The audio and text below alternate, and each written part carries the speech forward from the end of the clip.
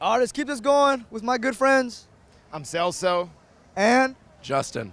Celso and Justin. Fellas, where do I know that name from? Maybe Twitter, somewhere around there. We got a little podcast. We make some noise on Mondays. You know, you might have seen us. Voices of the Black and Gold.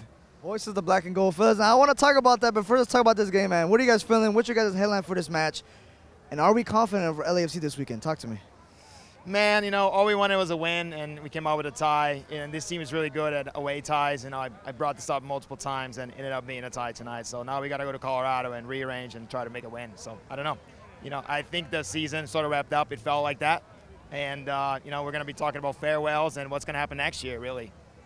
Well, I think it's good to do right now is just think of it now because the team needs us now. They need us later on as well, but right now is the moment we're mostly focused on. And especially this weekend against Colorado, they need us the most. Now talk to me, man. Are you confident in LAFC this weekend? Not only handling their business, but do you think We gotta win next game. there you go, we gotta win next game, of course. Next game. But talk to me, man. Do you think LAFC could get some help from other teams because we rely on other people's results to get to the playoffs? The problem is we need a lot of help, right? We needed some help even if we were to win here today, and we didn't do that. So I think that, you know, maybe we can win in Colorado because hopefully they'll give up on that number 1 seed. They'll rest a few players maybe. You know, we won't have to face Anthony Kay maybe again. We'll see what happens. Again, there's all these Bob haters. It doesn't matter if you hate him or love him now. He's in control right now. He's leading us this weekend. Are we confident in Bob's antics this weekend? Well, I don't think he relies on Bob anymore. I think we have the roster that we have, and we have the players that we have. And, you know, we don't know who's healthy at times. And it seems like we finally were able to put all of our DPs on the field. It was beautiful to see. You know, if anything, I'm confident in those guys. If they can play at the level that they play at the second half, we can actually formulate a win. But I still don't believe it's going to be enough for us to come up and go to the playoffs. And even if we did, you know, now we're facing KC or someone like that on the road. And we know that we're not the same team at the bank that we are on the road. And that's my problem that I have.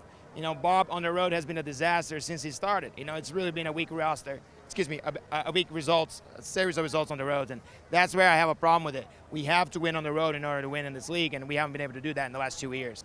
Do you think, just keep it straight up simple, do you think LAFC can turn the ship around this weekend when it's needed the most, or are you just doubting at this point? Look, man, it's very clear to me that they want to continue what we have going on here. Tonight was you know, a little demonstration of that. You know, we had this lap around the field. You had, you know, Carlos Vela being paraded around the field and say, look, I'm here for you. I'm going to be back. I'm going to be back here. And I believe that the coach that would better bring us to the promised land is... Sorry about that. It's okay. I got to start over on that. The coach that's going to make it, I don't think it's this guy. I think he's done. I think his contract's ending. And if you know his history, he tends to move on at the end of his career, at the end of his contracts. And I think we need some new energy with this core. We have new players. We have guys that are hungry, and he showed it tonight. But it's starting to get old. You know, it's like a little bit too little too soon. And that's how I see it. You know, I just feel like this season, whether we make the playoffs or not, it's been since basically we sold Rossi. It's been a building for next season, and Bob gets to see who's coming in for the next season, and whether it's, you know, Mamadou Fall or Raheem Edwards, he's been picking these guys, and then he's going to build around them. Obviously, Chicho's going to be another guy. We're going to see whether, and we don't know whether Vela is going to come back. From his interview, it seems like he probably will. But regardless, it seems like Bob's picking those guys, and we're just going to make another run at it. He'll probably get another 2 or 3 years at it, in my opinion, and just see if he can make another run at that cup, and hopefully we can get it next year. Credit where it's due. He's revealed a lot of good guys. Mamadou Fall was someone that he found, you know, very, very young, and is now looking like a true star in MLS. You know, I think he's going to be an all-star. So you have to give Bob Bradley credit where it's due. He knows how to find players. Raheem Edwards was a re-entry draft guy. I beat on Raheem really hard, and he's our MVP. You know, he put Cifuentes, a very expensive player, on the bench. And Cifuentes is very good off the bench, but I still think Raheem's our starter. So you got to give him credit for that. He's a great guy when it comes to reviewing talent. And that comes with a good partnership with our front office as well.